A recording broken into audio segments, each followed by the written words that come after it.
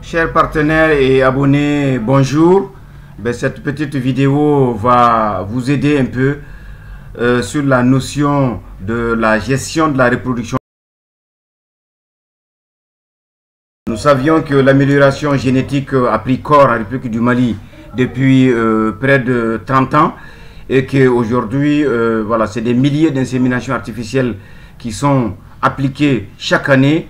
Et nous avions des métis qui produisent entre 25 voire même en tout cas 30 litres de lait par jour. Donc dans un programme de reproduction, il est indispensable de maîtriser le statut de l'animal que vous voulez inséminer.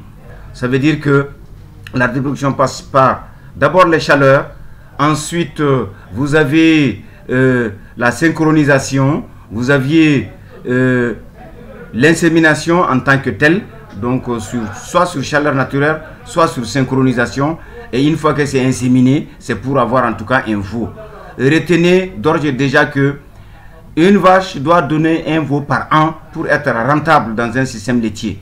Donc pour cela, 9 mois de gestation, 2 mois de repos et ensuite vous avez 9 autres mois. Donc pour que la vache donne un veau le même mois de l'année, en tout cas suivante.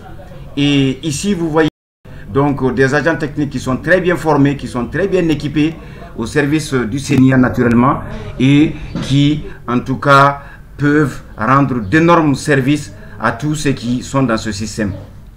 Pour avoir le lait, il faut avoir le veau. Pour avoir le veau, il faut une gestation. C'est la raison pour laquelle le statut doit être en tout cas maîtrisé et l'échographie 2 mois après une insémination, 1 mois même après une insémination, vous permet de savoir si le fœtus est en place, si la gestation a très bien démarré. Ici, c'était un troupeau de 12 vaches qui ont été inséminées en 2 étapes. Donc, il y a 6 ou 7 mois, il y a 5 qui ont été inséminées. Ensuite, 7 ont été inséminées, il y a tout simplement 3 mois. Donc, au jour d'aujourd'hui, c'était pour faire l'échographie, pour vérifier un peu ce que nous avions vu. Et vous avez vu les 5 antérieurement inséminées au mois de juillet-août, donc sont toutes gestantes de 6 à 7 mois. Et les 7 autres qui ont été inséminées pendant la période de vache maigre n'ont pas conçu.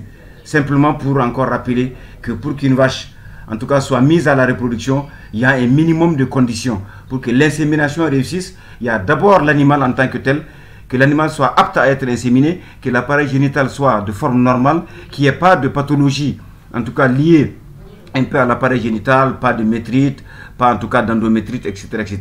Et que l'embonpoint de l'animal soit aussi acceptable. Un animal, une vache trop maigre, il ne faut jamais la mettre à la reproduction parce qu'elle est déjà déficitaire sur le plan énergétique. Or, la gestation demande beaucoup d'énergie.